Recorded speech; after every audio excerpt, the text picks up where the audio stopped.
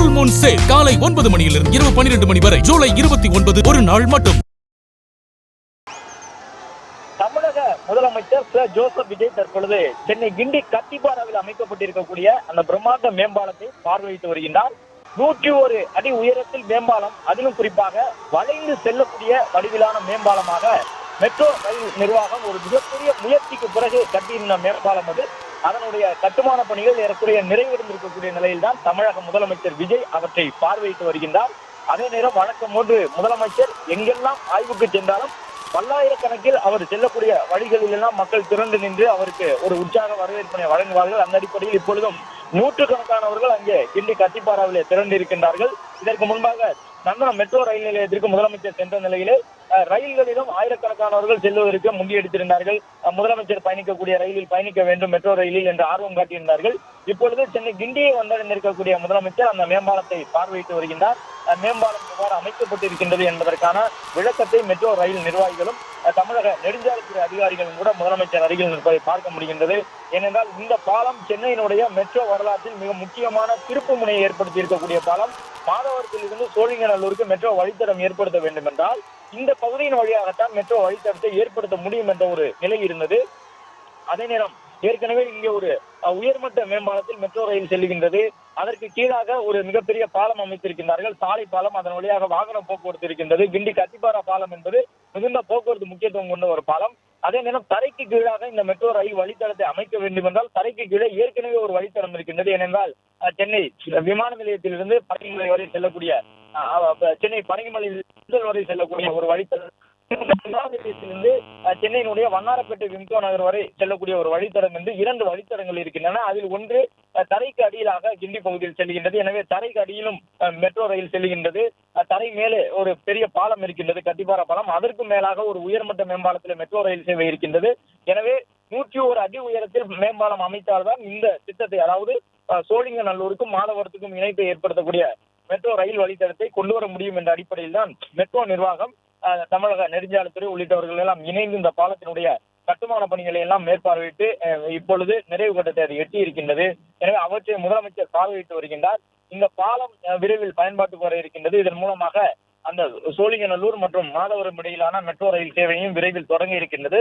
அதே நேரம் metro rail சேவையை பொறுத்தவரை பகுதியாக தொடங்கி வருகின்றார்கள். ஏற்கனவே பூந்தமல்லியிலிருந்து அருகில் இருக்கக்கூடிய போரூர் வரையிலான உயர்மட்ட மெட்ரோ பாலத்திலே மெட்ரோ ரயில்கள் சோதனை முறையில் இயக்கப்பட்டுக் கொண்டிருக்கின்றது. இன்னும் பயணிகளுடைய பயன்பாட்டுக்காக அர்ப்பணிக்கப்படவில்லை. அதே நேரம் சோதனை ஓட்டம் தொடர்ச்சியாக நடைபெற்றுக் கொண்டிருக்கின்றது. தானியங்கி முறையில் அந்த மெட்ரோ ரயில்கள் இயங்கும் சிக்னல்களை கவனித்து பச்சை விளக்கு எரியும் பொழுது சரியாக புறப்படும். ஒவ்வொரு ரயில் நிலையத்திலும் அந்த ரயில்களில் ஏறக்கூடிய பயணிகள், இறங்கக்கூடிய பயணிகளின் எண்ணிக்கைக்கு ஏற்ப தானியங்கி முறையிலே கதவுகள் அடைக்கப்பட்டு மெட்ரோ ரயில் புறப்பட்டு செல்லும் வகையிலே ஓட்டுநர் கூட இல்லாமல் அந்த மெட்ரோ ரயிலை தமிழகத்தில் முக்கியமாக தலைநகரமான சென்னையில் இருக்கக்கூடிய பூந்தமல்லி மற்றும் அருகில் இருக்கும் போரூர் இடையே இயக்க இருக்கின்றார்கள். அதற்கான சோதனை ஓட்டம் நடைபெற்றுக் கொண்டிருக்கக்கூடிய நிலையில் முதலமைச்சர் அதையும் பார்வையிட இருக்கின்றார். அந்த ரயிலில் பயணித்து முதலமைச்சர் பார்வையிட்டு ஆய்வு மேற்கொள்ள இருக்கின்றார். முதலமைச்சருடைய ஆய்வை பொறுத்தவரை பல்வேறு வகையில் முக்கியத்துவம் கொண்டதாக பார்க்கப்படுகின்றது. ஏனென்றால் கடந்த ஆட்சியிலே கோவை மற்றும் மதுரைக்கு மத்திய அரசு மூலமாக மெட்ரோ ரயில் சேவை கிடைத்திருக்கும்.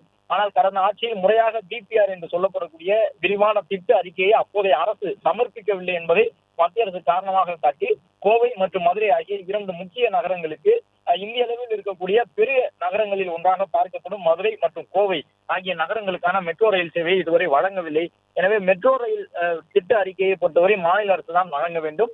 விரைவில் தமிழக முதலமைச்சர் கோவை மற்றும் மதுரைக்கான மெட்ரோ ரயில்களை கொண்டு வரக்கூடிய வகையிலே புதிய திட்ட அறிக்கையை வழங்குவதற்கு முயற்சித்து வருவதாக சொல்லப்படுகின்றது. எனவே சென்னையில் இருக்கக்கூடிய மெட்ரோ ரயில் சார்ந்த கட்டமைப்புகளை பார்வையிட்டு அதன் பிறகாகத்தான் கோவை மற்றும் மதுரைக்கான மெட்ரோ ரயில் திட்டங்களை வடிவமைக்க முடியும்.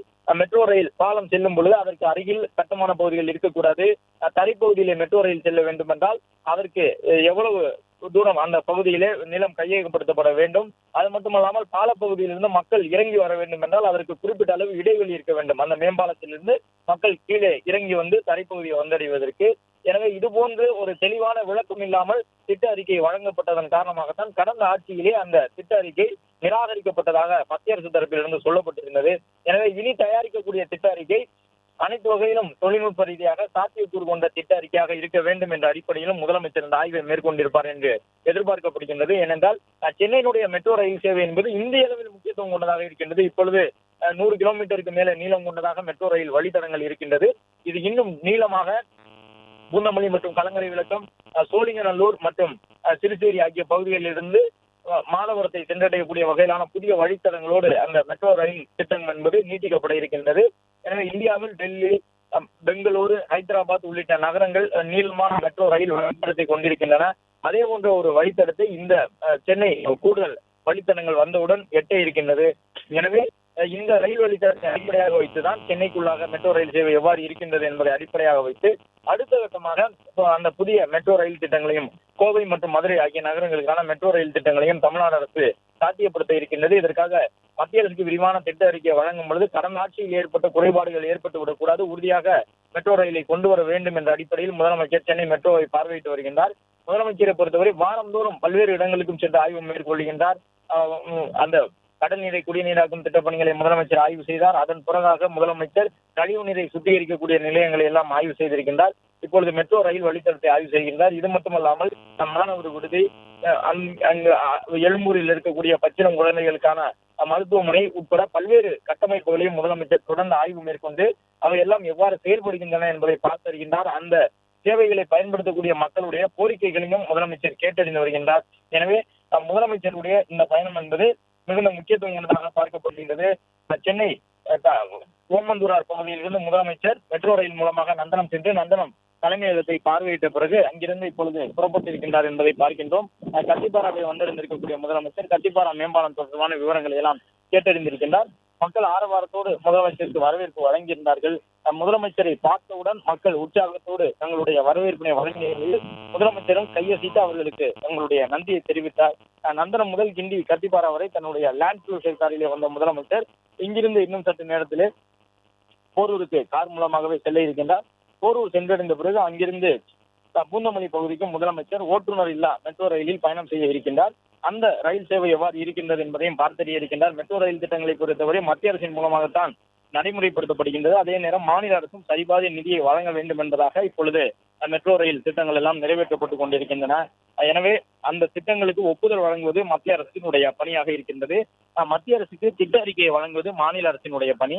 எனவே திட்ட அறிக்கையை வழங்கும் பொழுது ஒரு மெட்ரோ ரயில் வழித்தடம் செல்ல வேண்டும் என்றால் உயர்மட்ட பாலம் இருந்தால் அதை சுற்றிலும் எவ்வளவு தூரத்திற்கு எவ்வளவு அகலத்திற்கு அந்த கட்டுமான பகுதிகள் எல்லாம் இடிக்கப்பட வேண்டும், தரைக்கு அடியில் மெட்ரோ ரயில் வழித்தடம் செல்ல வேண்டும் என்றால் அதற்கான நிபந்தனைகள் என்ன என்பது உள்ளிட்ட விவரங்களை எல்லாம் அந்த திட்ட அறிக்கை பூர்த்தி செய்யக்கூடிய வகையில் இருந்தால்தான் அனுமதிக்கப்படும். எனவே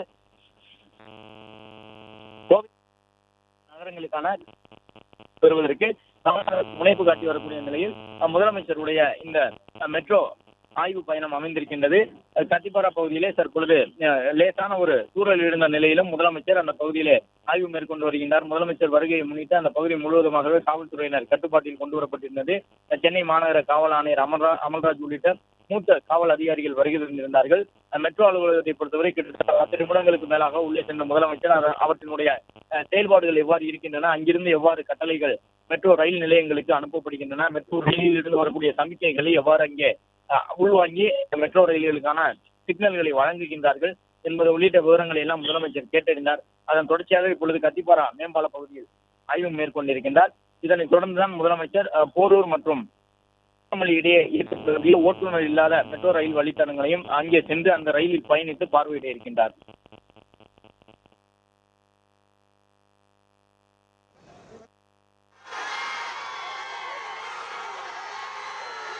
ஃபுல் மூன் சேல் காலை 9 மணியிலிருந்து இரவு 12 மணி வரை ஜூலை 29 ஒரு நாள் மட்டும். பிளே ஸ்டோர் மற்றும் ஆப் ஸ்டோரில் இருந்து பாலிமர் செயலியை QR கோடு மூலம் பதிவிறக்கம் செய்யுங்கள். செய்திகளை உடனுக்குடன் பெறுங்கள்.